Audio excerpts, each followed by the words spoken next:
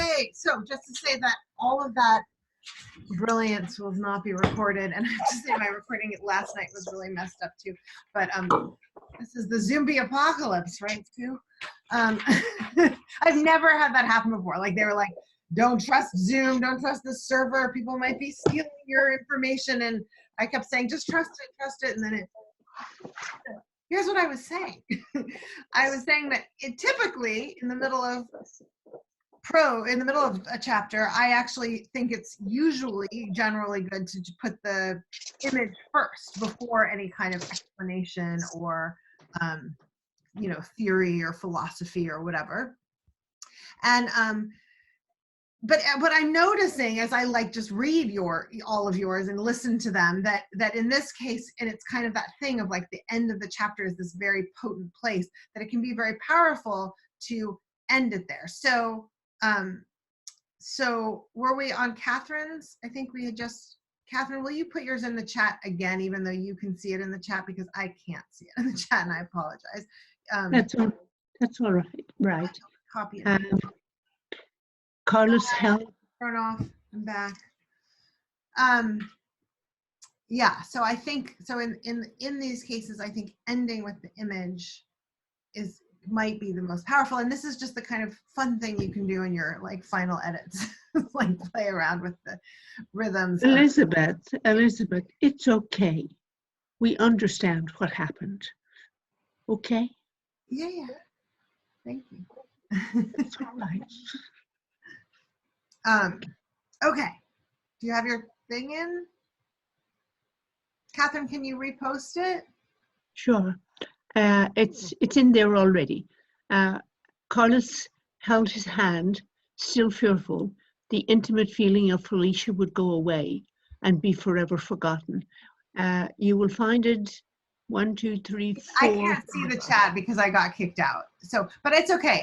Just having heard it is enough. So all I was saying is you could say, the part where he's, having anyway. If you end with the image of his holding his hand, it would be a more powerful final note of the chapter. And you put the other stuff as the lead-in, having been forever forgotten part, and then into he held his hand. Yeah. Perfect. Thank you. Okay. Well, let's go on then to ominous starts. And how are people doing with this? Do you want to do short sentences in the chat and just keep going? Because then we'll have a chance to do more. And then we'll maybe do a little longer thing with the jump one. Okay, so let's keep going. Okay, so ominous starts. So these, even though they're the ending of a chapter, they suggest, and I think they both come, I believe, sort of relatively early on, although Francis didn't put the page number, and so it may not be a literal start in the book, but there's a sense of something beginning and that is significant and ominous. So Aline, will you read the one from Dessert? Dessert first, yes. This is the end of a chapter and the beginning of the next. As I stood there watching my parents trying and failing utterly to comfort each other, I knew Beat was coming home, next paragraph, to die. It flips to the other side of the page, but yeah. Yes. So and to talk about playing with line breaks, so to put that as it's, those two words as their own singular paragraph. And that might be really fun to steal, right? Just like, well, yes. What? I'm in favor of theft. Yes. So so there's this moment of revelation, right? Beep was coming home to die, and it's divided up that way, I think, to sort of, so there's some sort of sense that Beep was coming home is news, but that's not the real news. The real news is Beep was coming home to die, right? So it does the exact thing of a line break, right? Of like you get that line, but then you get this additional information. So that's early on in the book, right? Page 27 or something. I mean, because you have the page number. Right. And no, that's the chapter number. It's chapter 27? Right. That's the end of chapter 27, beginning of chapter 28. Are you sure? Yep. Anyway, so that's, so that's like here, what is happening here is, that kind of question. And then Frances, where are you? Where'd you go? Did we lose Frances? I think we did. All right, well, I will read this. So this is from A Bridge Too Far. For the insignificant village of Driel, untouched until now, the war had only begun. So that sense, right, of like the sort of the privileged, the pristine, the untouched, now encountering this, the war, right? So there's something ominous in that.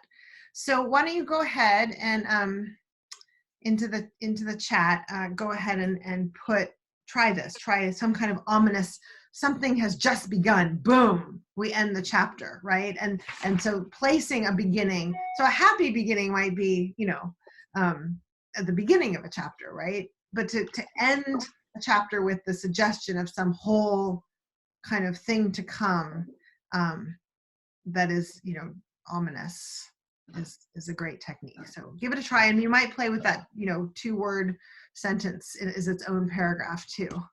Good technique.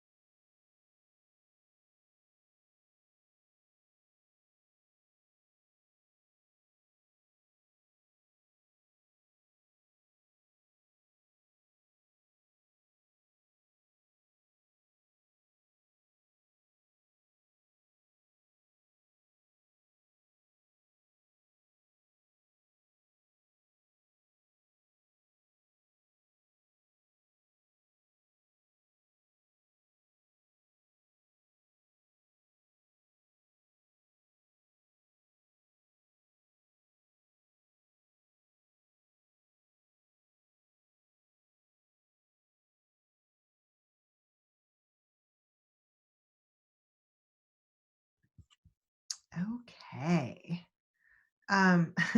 Oh, we're just doing the ominous starts, which is number 2. All right.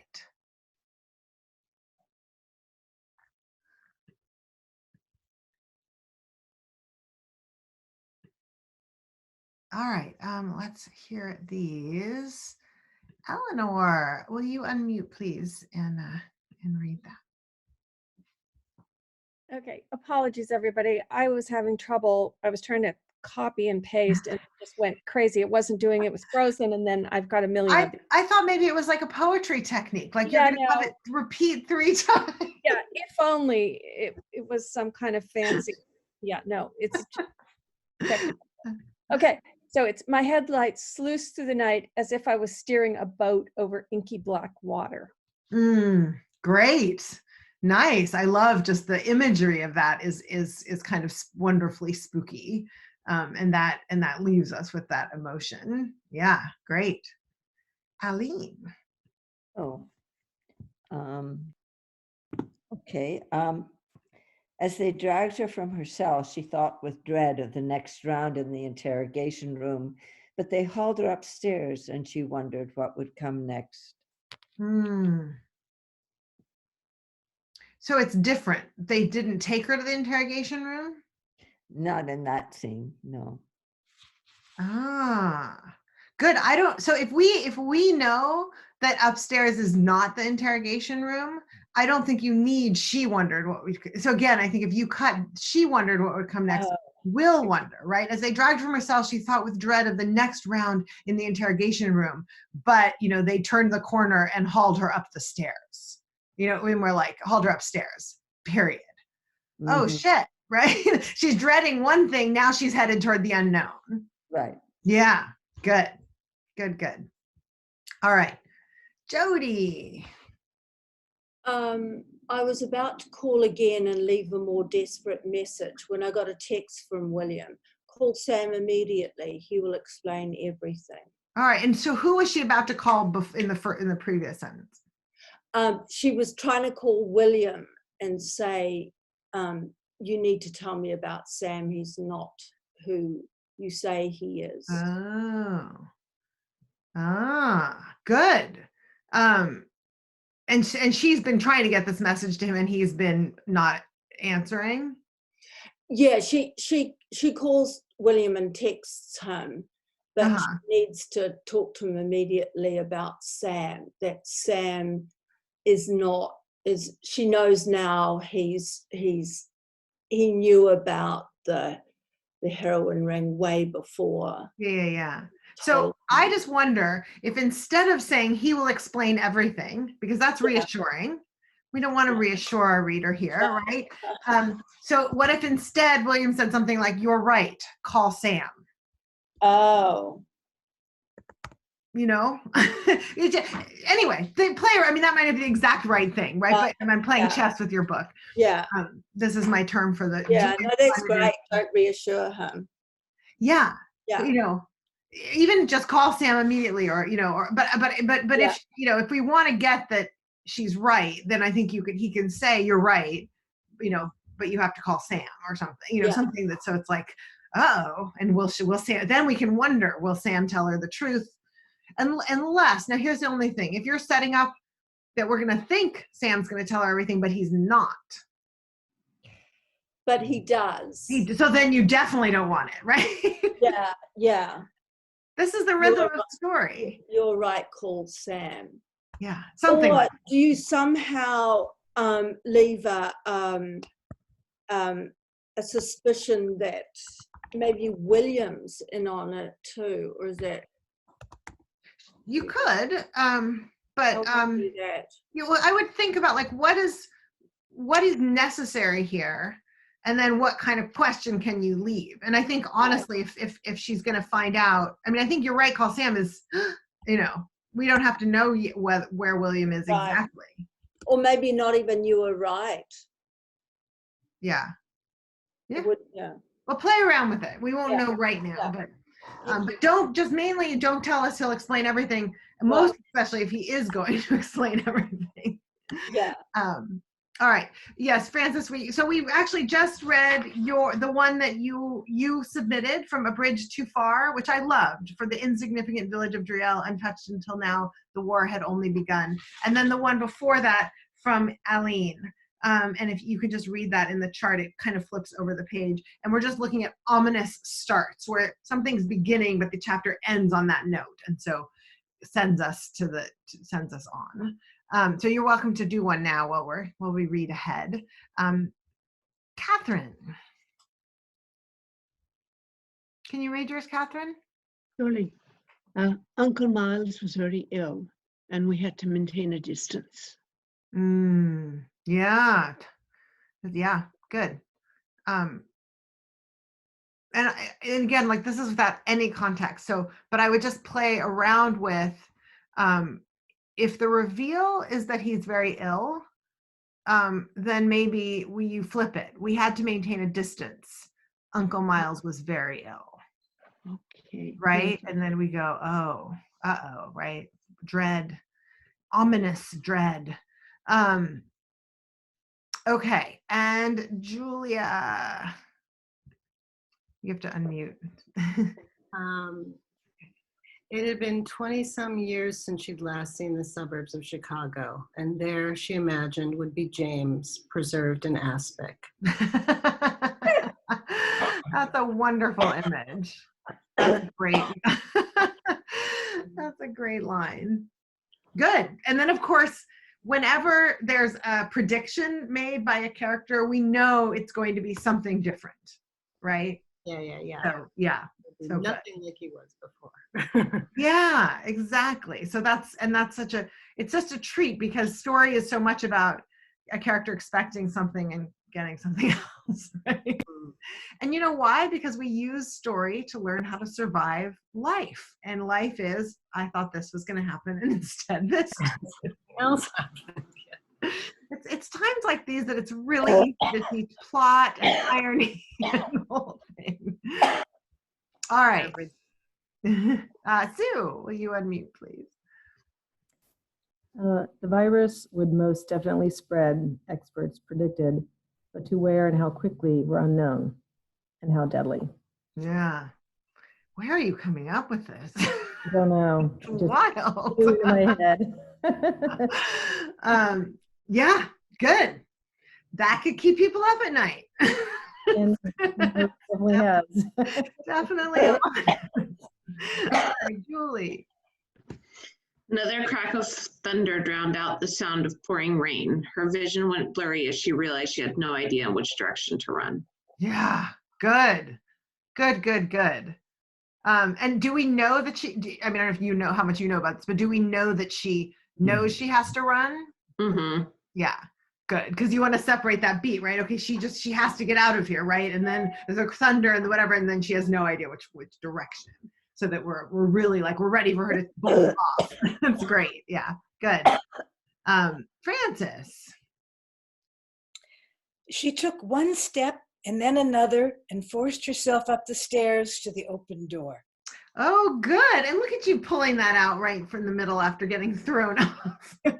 I love it, right? It's that, you know, she's forcing herself. So we know that she's sort of dreading it, right? She's moving slowly.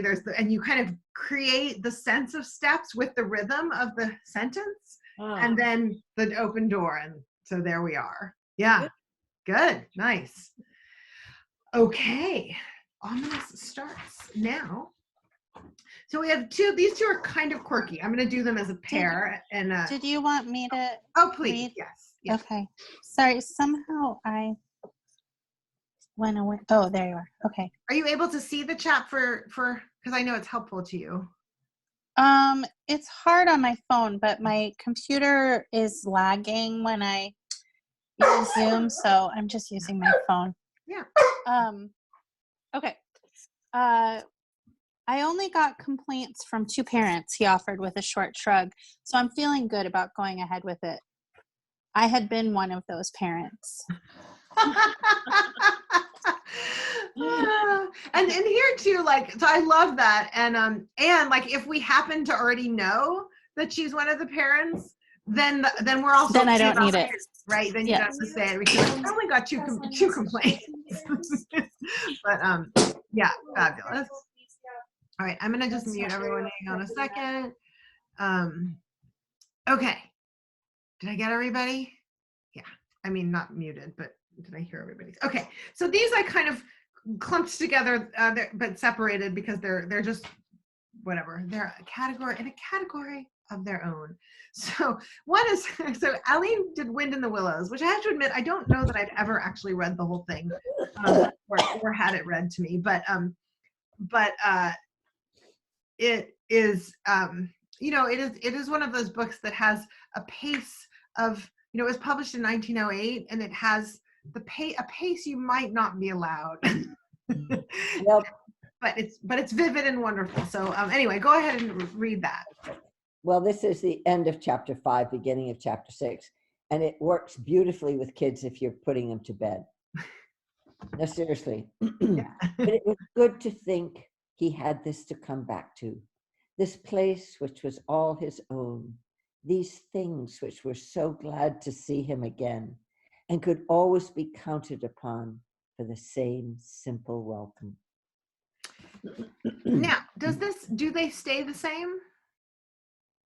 Well, they do, because what happens is you put the kid to bed and then you promise them the next chapter in the morning, and then you read the beginning of chapter 6 and they go and have another day.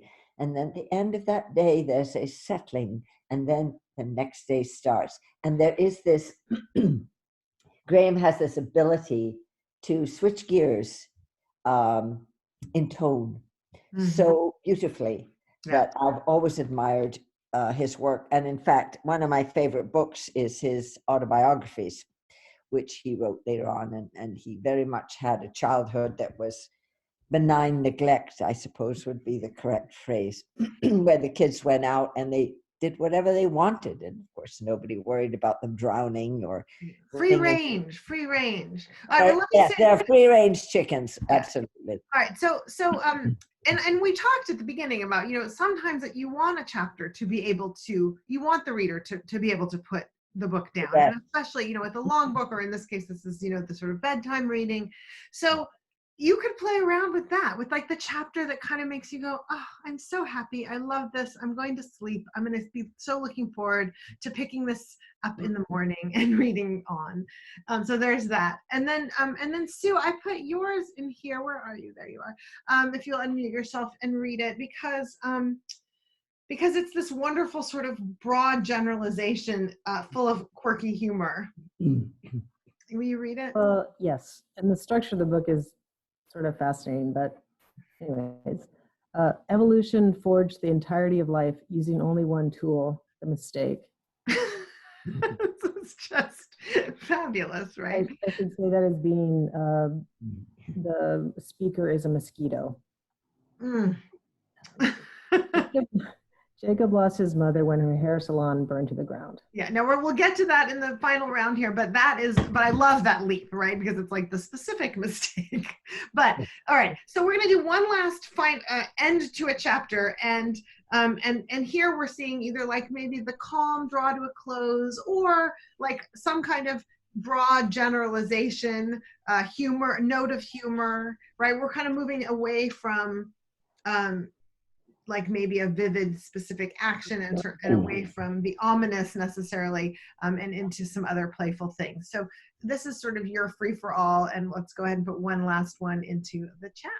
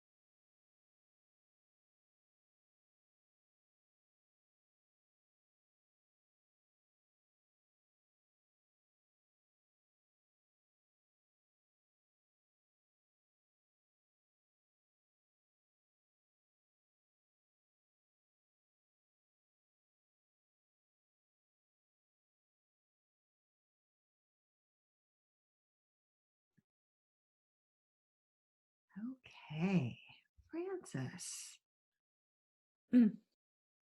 Lost. I know we're way up here. You had two in a row. I mean, you I had got you were last time, first this time. It had been an exhausting day, but now the rain on the tin roof of the little jungle hostel put her soundly to sleep. And I do love that. Don't you feel like it would be like there's something incredibly wonderful and cozy about that? And I might put the book down there, but I would be so looking forward to returning back to it and finding out about the binocular. Yeah, so I love that, and I think it's really instructive for us to see that, you know, there's the wonderfully suspenseful, the dangling revelations, the action, and then this is also action, right? So it definitely pulls us vividly into scene, but it doesn't leave us hanging so much as it lets us settle, and that's, you know, in contrast to these others, also really wonderful. Good. Eleanor. That I've lost it. Oh, yeah, it's way up there. They're just way up there. Way up there. Oh yeah, here we go. Outside our bedroom window, the trees are flowering, creamy white blossoms falling like snow when the March winds blow. It's almost spring, a new season. And again, there's just this kind of, it might be possible that I'm like especially drawn to calming, uplifting moments right now, but it's wonderful, right? It's like, and again, it doesn't mean I can't put it down, but it definitely means I want to pick it up again, right? So that's great. All right, Aline. Okay. From a different section. She stepped out to look at the cold moon, that moon of many moods, that moon that came with her everywhere, France, Scotland, Germany, the one companion she knew would always be there. I love that. I love that. And it's such a true and yet so specific to this character that it almost is like a surprise, right? Oh yeah, the moon is this thing that's, you know, she's had to sort of go from place to place, and here's this constant. Yeah, beautiful. I like breathing in the middle of books. Yeah, it's good. Every once in a while, breathing is helpful. Sue. When he finally leaves the keys in my mailbox, I write one final text, grazie, and take the translated Post-it notes off the refrigerator and throw away the jar of Nutella. My only regret, we never got around to making limoncello.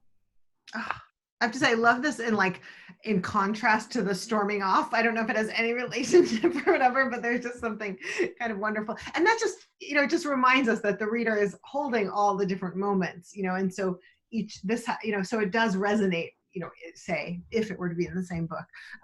Yeah, and I love the sort of taking the Post-it notes and throwing away the Nutella, and the only regret being the limoncello. It's beautiful. It's like another just great kind of, yeah, moment of landing, right? Yeah, good. Thank you. Jody. If it wasn't me carrying Jamie's diary and shoes, I would have said this looked very strange. All right, fabulous. So this is this character getting caught in this very strange moment, right?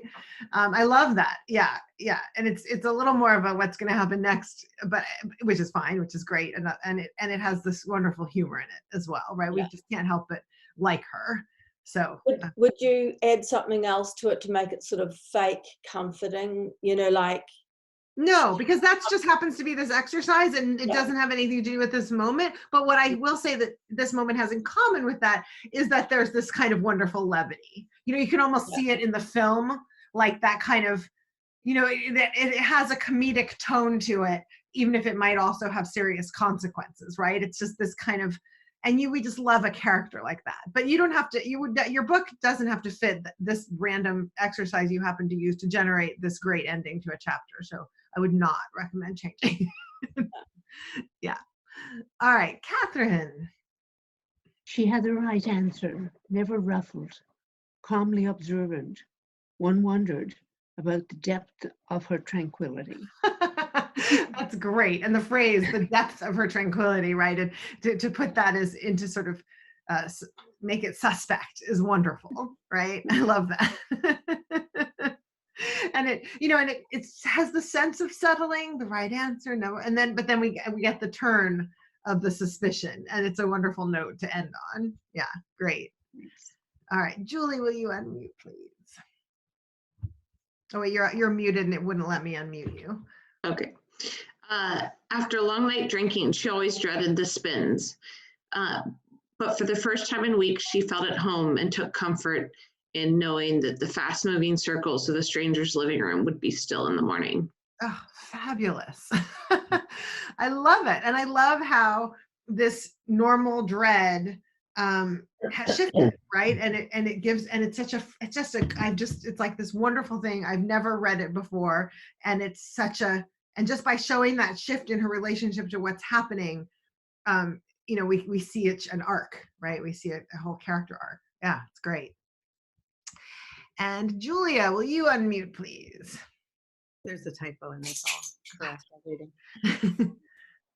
A low sigh rolled through the yard that gave way to the winter bare forest behind the McDonough house. The first night without Beth settled itself in. Oh, beautiful. And I love, again, you have the sort of, you're playing with the beauty and the kind of sense of settled, but then and even the word settled, but it's the first night without Beth, right? So there's something unsettled, to me, and without more context about that. And I love that. I think that's, that kind of tension is a wonderful thing to sort of play the reader along with. Thank you. Yeah. I'm just staring at my dog who's whining at my feet. Sorry. Yeah. I'm listening. That's great. No, it's nice to have both notes in there in the mix. Yeah. Kendra.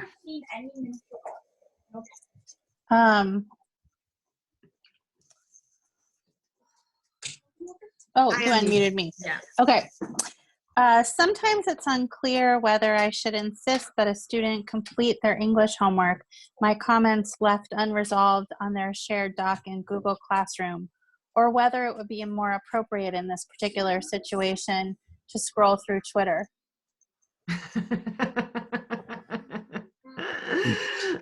Nice. Again, like the humor, right? So, and it's kind of interesting that so much humor came out in this exercise, because there's like beauty and calm, and then there's humor, and these are like the ways that we can settle. So, yeah, nice voice. Oh, there went Eleanor. All right. Okay, so now we're going to look. Did I miss anything or anybody? All right, we're going to look at the jump now. So we've looked at all these endings to chapters and many different ways that chapters can end, and now we're going to look at how those chapters begin. And so at the bottom of the table, I sort of clustered them, and I saw that I hadn't put the Ryan one in, the Francis's one, so I put that into number 2. These are kind of very loose clusterings. And I don't know exactly how I want to work our time. What we've ended up doing in the other classes is just spending a few minutes writing, just doing one round of endings. But let's see if we can do a couple. So let's look at let's look at the Fowler, the Erdrich, and the Serpil, where there's actually, let's start with number 2. Let's start with surprise, unexpected, attention grabbing. So these kind of some kind of bigger jump, whether it's emotional or through time or just with surprise. And so let's start with Catherine's with the Water for Elephants one. And why don't you go ahead, if you will, and read the sentence we just worked with that's the end of the chapter, and then the beginning of the next chapter. Okay. The Water for Elephants. Okay. I lie motionless. You were right about that. I lie motionless, savoring the feeling of her body against mine. I'm afraid to breathe in case I break the spell. Marlena stirred suddenly. Then she jerks upright and grabs my watch from the bedside table. And so how much time has passed? You not that you may not remember, and that's okay. see. hardly any time. They're awake. Mm. They have spent the night together.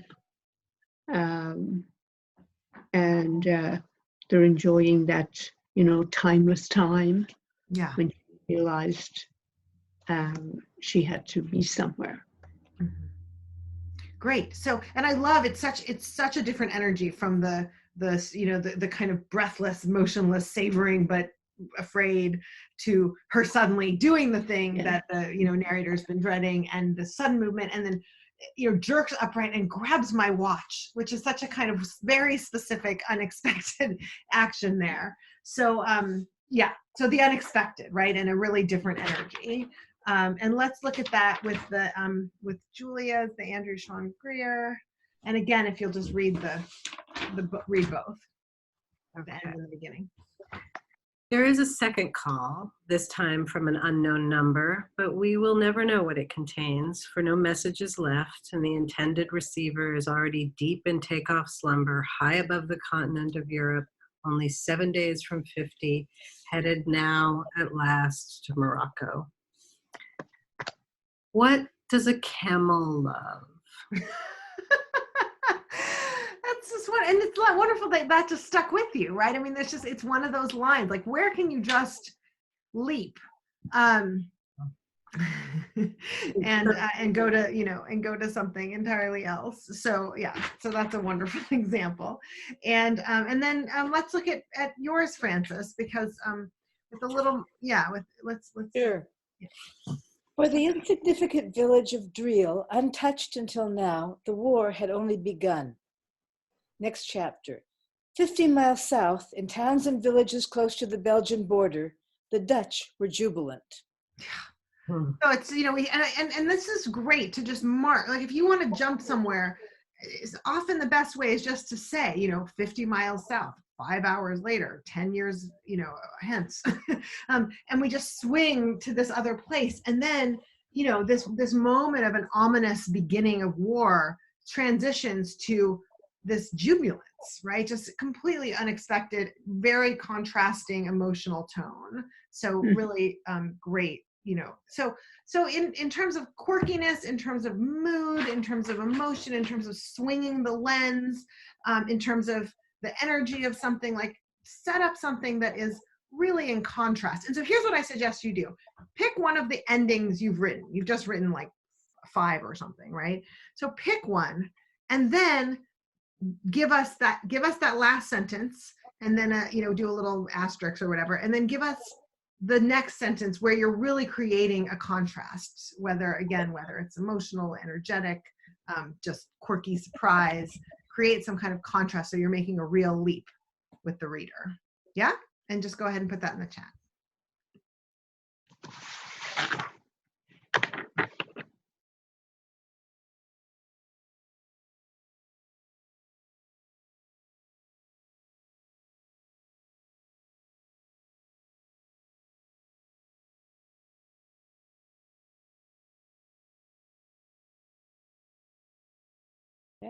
Back. You only had it in the chat? Yeah, I'm finding it. It's okay. Maybe someone could just email the chat if someone saved. No, it's not that hard. I thought it would be harder to find.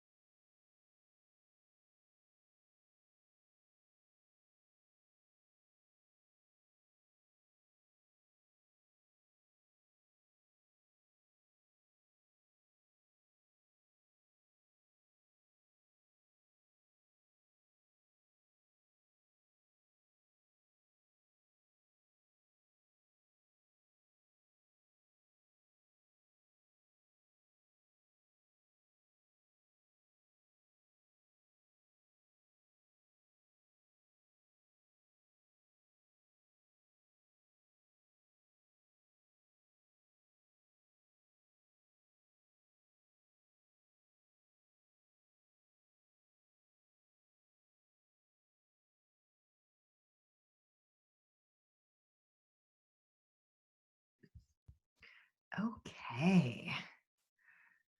Let's see. Jody, do you have your the ending? Yeah, I have the one where You want to just read the last sentence and then read it? yeah, the last sentence is, can't be right, I said. Okay, yes, I had one glass of beer, but only one.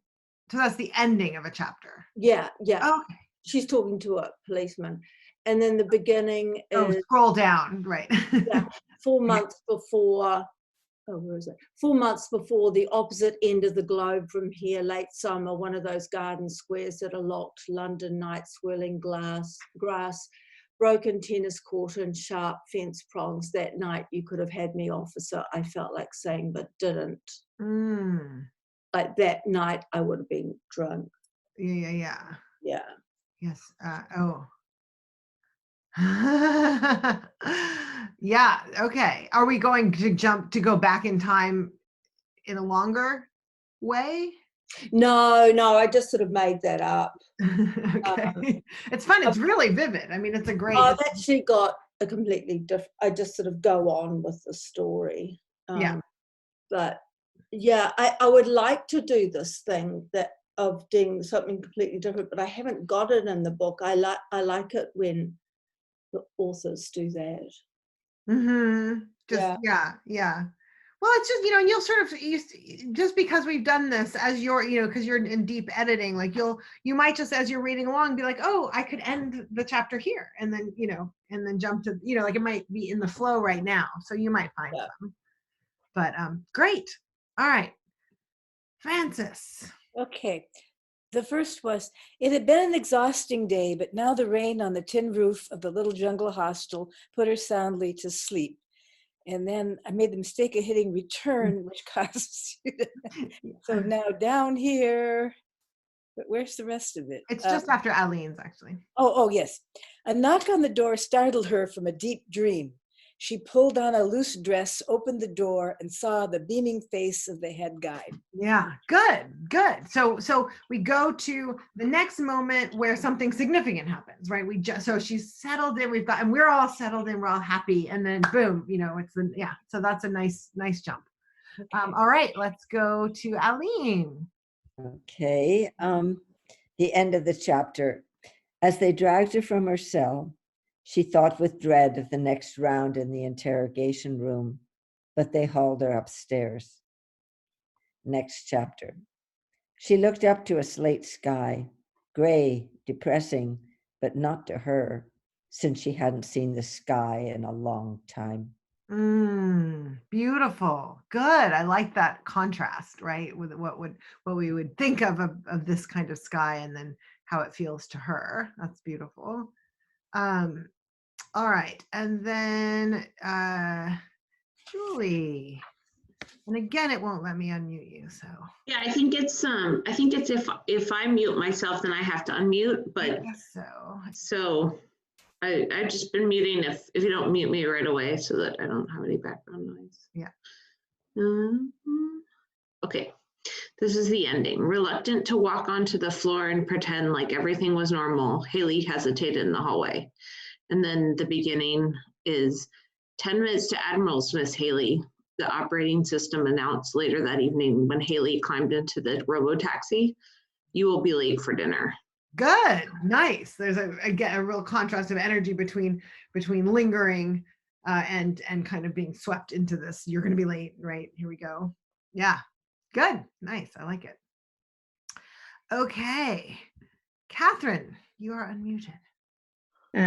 The end part is that sentence that ended with the depth of her tranquility. Yes. And then the next chapter, the door opened quietly. At first, nobody noticed. Then she did. She jumped to her feet, extended her right arm in an aggressive pointing gesture and yelled, "Oh. What are you doing here? Get out, get out." Good. And is this the tranquil person? Yes. Nice. And I love that the door opens quietly and nobody noticed. So we're kind of still in that tranquility, but we've cast suspicion on the tranquility in the last chapter. Right now we're re-entering with tranquility, and then suddenly it's getting disrupted. Yeah, I like it. All right, thank you. All right, Sue, will you unmute, please? I discovered later that the time of Lisa's death correlated with my conversation with her the night before. So I've arranged for a ghost tour down at the Rocks, I explained to my parents as we made our way down the only cobblestone streets in Sydney. They may ask for volunteer participation. My father groaned. I love too that groan is kind of a ghostly noise. So there's like a little echo of ghost in that too. Yeah, and it's kind of a fun, humorous juxtaposition to something that feels more kind of serious or, ominous, or maybe not ominous, but just significant. And then moving to this sort of potentially playful kind of ghost. I like the sort of there's a death that happens and then the ghost. So it's kind of like, oh, yeah. There, so. Yeah, good. Julia, will you unmute? There you go, thanks. A low sigh rolled through the yard that gave way to the winter bare forest behind the McDonough house. The first night without Beth settled itself in. Ready for your first burnt coffee in decades? Molly asked, looking up from the kitchen counter the next morning. Nice. Good. It makes me feel, I right away, like just interested in the relationships and the change and the humor and like this is sort of a significant moment, although it's not, we're not playing it for da-da-da-da, right? But the humor and the decades and all that kind of brings that in. Yeah, great. Thank you. Okay. So we're going to do the second, we're going to do a last round of this exact same exercise. So you'll pick an ending. It can be the same ending or a different ending. And then we're going to create a jump, and we're going to look at the ones that I've clustered in both 1 and 3. So the one that I put in, the Karen Joy Fowler, so the action that ends the chapter is, I threw the glass down as hard as I could. And then it jumps to 40 minutes later, the psycho bitch and I were tucked like ticks into the back of a Yolo County police car, the matter now being way too big for the guileless campus cops. So it jumps 40 minutes. And again, sometimes it just can be so easy to just say it, like to signpost those transitions 40 minutes later, instead of, trying to, I don't know, do something with the angle of the sun, like just boom. And then we know there's been a little time jump, and we're jumping again to like that moment, that next significant moment. I mentioned that when Frances's character had sort of settled into sleep, and then there's a knock at the door, right? So it's the next moment that matters. She might have gotten up to pee, or she might have rolled over in her sleep, but we didn't need to stop there, right? So here too, lots of stuff happened after the thrown glass, but we kind of know it as soon as we get them sort of tucked like ticks into the back of the Yolo County police car. We get what happened between her throwing down the glass in the scene and now. So leaping to that moment. All right, let's look at the Roundhouse by Louise Erdrich. Catherine, will you read again the last and the first line of that? Surely. I followed him uphill in the first drops of rain. Beginning of chapter next. At the oak tree, we turned and looked down. Lark was lying on his back, the golf clubs neatly waiting in their cart. Beautiful. What drew you to this? Excuse me? What drew you to this? What drew me to this? It's coming toward the end of the story, and they have stolen the golf clubs so that they can go play golf. But it's really the beginning of the end, shall we put it that way. I don't want to talk about the next 2 chapters because they really are the end. And several of us are here with this book on our shelves. It's like the beginning of that intensity of the final battle that they lost, Yeah. But, looking at the sentence level, she's so good at the details. The first drops of rain have such a kind of particular emotion to them. And then the irony of the golf clubs neatly waiting in their cart, right? It's a beautiful kind of image I mean, it's a painful image, right? Yeah, Folk to because they're return. not going to use them. Yeah. So just that kind of fabulous, unexpected detail that kind of does so much heavy lifting here. And then Francis, if you will, wait, we did yours, not Francis. Where am I? Oh no, Sue. Let's look at the, if you'll unmute, let's look at the circle. Okay. Evolution forged the entirety of life using only one tool, the mistake. Next chapter. Jacob lost his mother when her hair salon burned to the ground. Which is just, it's so specific, it's tragic, but it's also like echoing with mistake, right? Like this, but we're moving from like a generalized, if humorous, mosquito observation into this very specific story. So Well, I love that. To be honest, I don't know if the structure of this, I just love that, the mistake thing. I thought that was just so profound, really. The structure of this book lends itself to that kind of scrutiny. It's generational, and every time a generation moves on, there's a mosquito talking about its role in Zambia. So yeah, but I mean, she had to be thinking a lot, and her editor too, about how to make all these parts flow and how to connect them, and so imagistically, energetically, in all these different ways. And so, and I love that one. I mean, I think it's great to go from the broad to the specific. It's a great motion. And then let's look at Aline's, the Gloucester one, dessert first. Oops, if you'll unmute yourself, Aline, and read those. Yes, this is Dean Gloucester, right.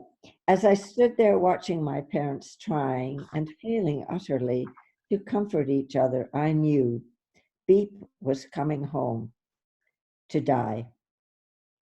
Beep had been out of it most of the evening before, so I didn't get a chance to talk to him about my scheme.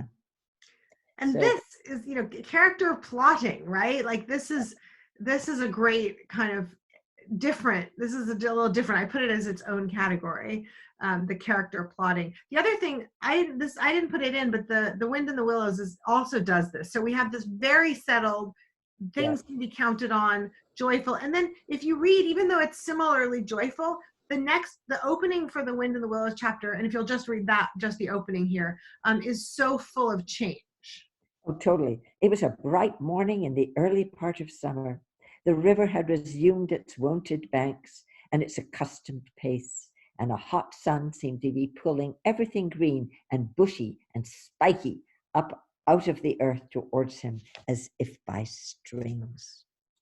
I love that. Again, it's still joyful, but it's so different in tone. Oh, it's the bushy and the spiky, and it's, yes. I think you might need to start reading to children on the internet. Oh, I am. Trust me. I'm running 2 sessions a week now. There you go. Fabulous. Amazing. I'm actually a trained reader, to be honest. Did I miss anybody? All right. So let's do one last round here where we have 15 minutes left, and I want to set goals too. But so go ahead and pick an ending. Again, it can be the same or a different one. And then try making so we kind of started with the bigger, like, boom, surprise, attention grabbing, but here we're looking at there's some kind of change or build or zeroing in or moving into the plot or plan. So just play. You're kind of in it. You're in the thick of it now. So grab another ending and try a really, just for you, a different beginning than the one you just practiced. Last round.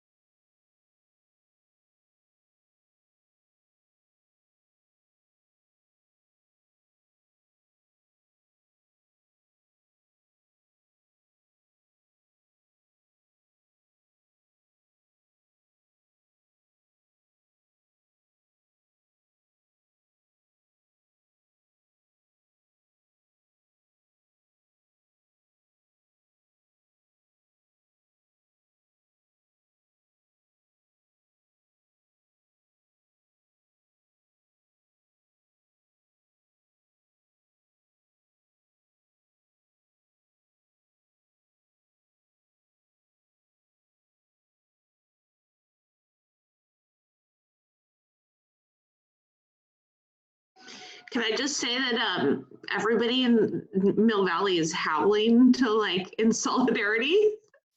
Wait, Can to you do hear what? that? People are howling like coyotes in solidarity for being like. You guys hear it? In the back? It's like instead of opera, like the streets of Italy or Because something. nobody can sing opera in Mill Valley. Oh my God, that's adorable. I love that. There's a I don't know if you guys can scene. hear it. There's a scene in 101 Dalmatians. I'm gonna open the door. It's so where funny. the dogs like pass messages through barking. And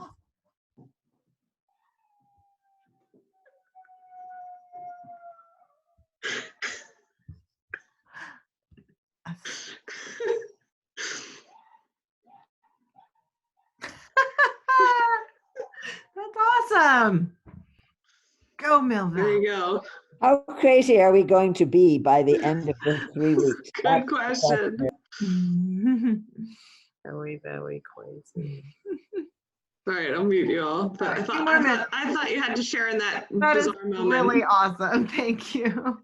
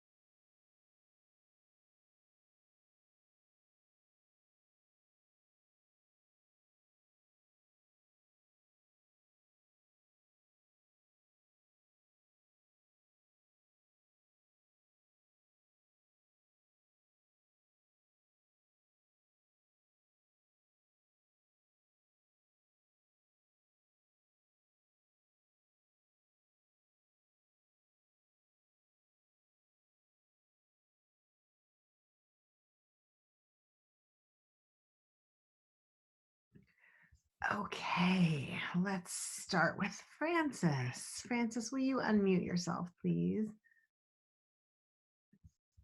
I don't know how Eileen gets these neat divisions between her what she inserts, but every time I make a space, it's by hitting return, and there goes my whole thing already posted when I'm not through, and then I get it wrong. Okay, let's get back here. So she took one step and then another and forced herself up the stairs to the open door. This should be standing. Standing in the long hallway, she was transfixed by the sight of herself in a large mirror, not realizing it was her own reflection until she saw Valk beside her. Nice, nice. And is that like in the next moment, sort of time-wise? Yes. Yeah, yeah. There's a few more sentences actually before I start, but I thought this was a better sentence to do this exercise. Yeah, it's fun. Well, and you might play with, her seeing something, like go deeper into her point of view of not knowing, like the kind of surprise of something unexpected up there in the mirror. Yeah, yeah, great. All right, Aline, please unmute and read. I used the same ending. So as they dragged her from her cell, she thought with dread of the next round in the interrogation room, but they hauled her upstairs. She'd barely glimpsed the slate sky she hadn't seen in a long time when the soldiers thrust her into the back of a canvas-topped truck with more women than the jeep could hold. Yeah, good. It all depends what you want to do, Well, that's the thing of it, right? The infinite variety of possibilities. Yeah, but good. But there, the main thing is keep it vivid, which you're doing. So, Julia. Oh, you're right. Great. It had been 20 some years since she'd last seen the suburbs of Chicago, and there she imagined would be James, preserved in aspic. She left the school and headed to the woods to smoke, past a pack of popular boys howling skyward, getting ready for the homecoming game. The timing of the howling in Mill Valley was perfect. I had no idea what was going on. I'm like, I don't know. I love it. Yeah. Good. And so we're just in the vivid movement of story. We're right, and just the details keep us there as we figure out what's going to happen. Yeah, this is meant to be a time jump back because it goes back to high school time. There's the current time of the right, and then back to the high school. Got it. Yeah. Okay. Cool. Aspect. All right, Sue. So when he finally leaves the keys in my mailbox, I write one final text. Grazie, then take the translated post-it notes off the refrigerator and throw away the jar of Nutella. My only regret, we'd never got around to making limoncello. That weekend when I was assigned to his boat for sailing instruction, I began to look at Greg with different eyes. Ooh, so this first he was not Greg. Right, yes. I like it. Italian. We're moving on. Moving on, absolutely. Limoncello or no? Limoncello, sailing, I love it. That's great. Yeah, that's good. And this, it lends a kind of economy to what you have to say or not say, right? We're like, okay, that's that. And yeah, good. I struggle with using too much economy. So yeah, but anyways, yeah. This works. All right, Catherine, will you unmute yourself, please? Sure. Okay. Richard never liked cold, and this winter he never imagined. He hunkered down close to the only McDonald's in town. It was 2 days since he had food. He imagined Mrs. Gleason again and again. Perhaps he imagined her often enough, she might materialize. That's wonderful. I love that. Just that. Now, does this follow upon the hand thing, or do you know what this follows upon? What chapter ending? What does it follow upon? Yeah. This is actually from my manuscript, and it's he's now a teacher, and is this the beginning of a chapter? No, that's the middle of a chapter, actually. Okay. It's the beginning of a scene within a chapter.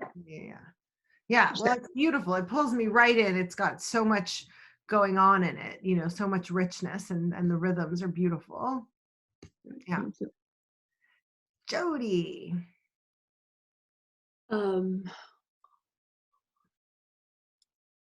Only one person could save me now, and he was living somewhere in the mountains. It was time to find him. Next chapter. I grabbed my small backpack with Janie's diary in it and furiously circled around the house like a hungry person doing their grocery shopping. Okay, good. So we're like kicking into action.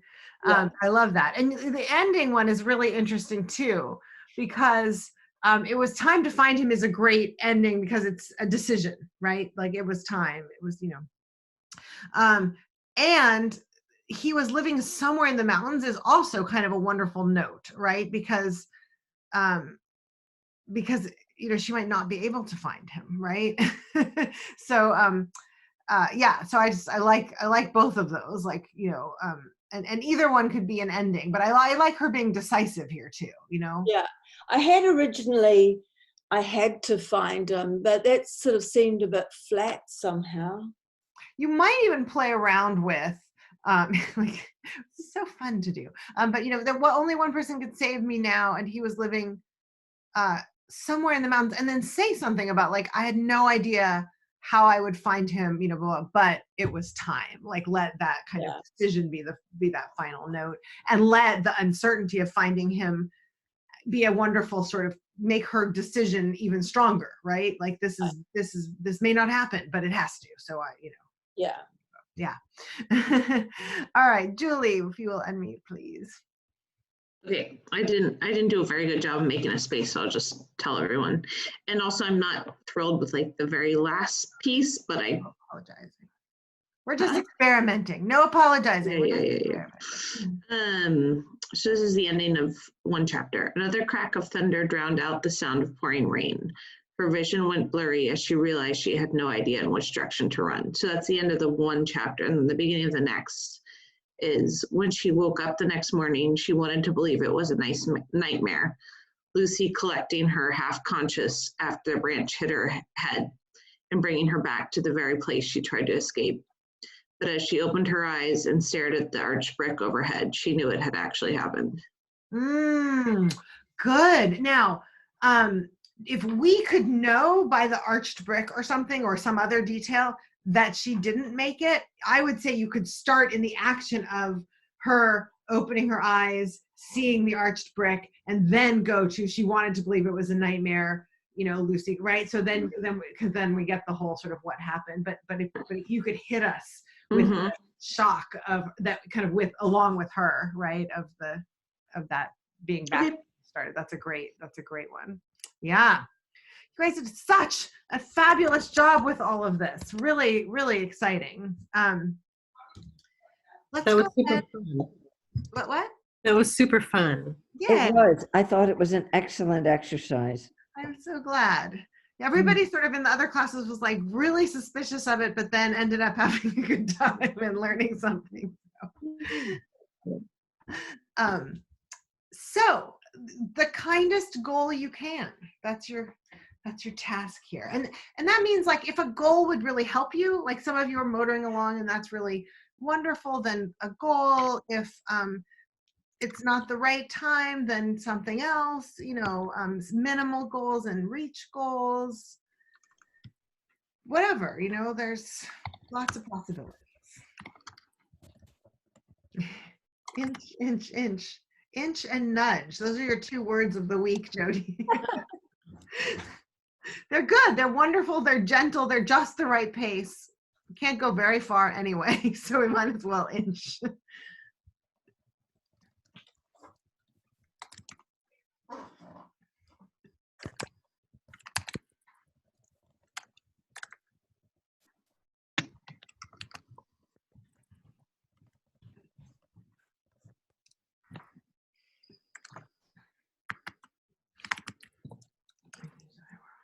Ooh, yes.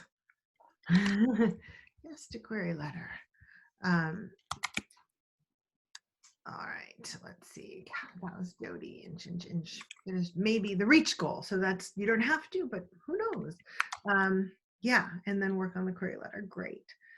Catherine, I need to practice writing several examples of these strategies. And again, you can save this for a final pass if you want to, or stay loose with it before you're nailing your final pass, because sometimes it depends on where you are, but rearranging things can happen. So but yeah, it can be really fun. Aline, I've not been remembering my goals, and I've decided that maybe goals aren't helping me right now. Good. So my goal is to just keep going as best as I can and see if I can accomplish something. Perfect. I love it. Yes, it's a good sign if you can't remember your goal, that it's not the right goal for you. All right, Julia, reach out to a writer friend about meeting to co-write online. Yeah, it's great.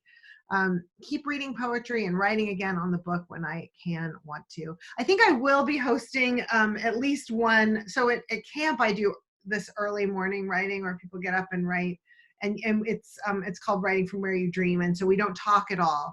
And so we just come together, and then maybe at the end of it doing like a little check out or something. So anyway, I'll be hosting some kind of online writing thing at some point in the next week, but I highly recommend it. And you can check in or check out with people, but set goals and just dive in. Elizabeth, it's a good way to use your former commute time for that. Exactly. Yeah, good. And then also Julia says, keep reading poetry and writing again on the book when I can/want to. Great. Yeah. Julie writes 4 to 5 hours. I usually prefer word goals to time goals, but my brain's been operating suboptimally of late. Yeah. Good. Good. That's good. It's good to shift the goal to the circumstances. Francis, same goal as always right now, which can be so comforting sometimes, right? Review 2 or more scenes a day. Looking forward to finishing second draft. Woo, and having fun with a deep revision for the third draft. Wonderful. So much more fun than the things I haven't done, like finishing my living trust. Well, now they postponed taxes, so that's like the silver lining here. It's like we can all put off taxes. Great. Sue, I have downloaded Scrivener on all my new devices and busy consolidating writing from my travel into one place. Great. My book in a year subgroup is taking the place of all my regular Shut Up and Write sessions. So that's all good. I love it. Yay, book in a year subgroup. Yeah, and if you guys, if you don't have writing buddies, reach out to the craft class. Like all the emails are there, and yeah, everyone's kind of around on some level. Yes, we are. It's good timing. Great work, everybody. I don't know exactly what this video is going to probably be missing. It's its start, but unless anyway, because I got booted off. But great work. We have class next week, and it's also Friends Week, so we have some folks visiting, and we have 2 spots open in this class, and I have 2 spots in the Tuesday Berkeley class, which is also 1 to 2. I have like 11 people in each, so 1 to 2 in each class. Thursday's sold out, but if you know anybody for whom this would be great right now, bring them aboard. The registration's open over there. And that's it. We're kind of raring to go. So next week we meet again for the lesson 6, which is in the folder, and I'll send it to you. And then we kind of zoom off into spring. So yeah. All right. Thank you, everybody. Great work. Thank you so much. That was Thank really you. good. It's really fun. Okay, bye.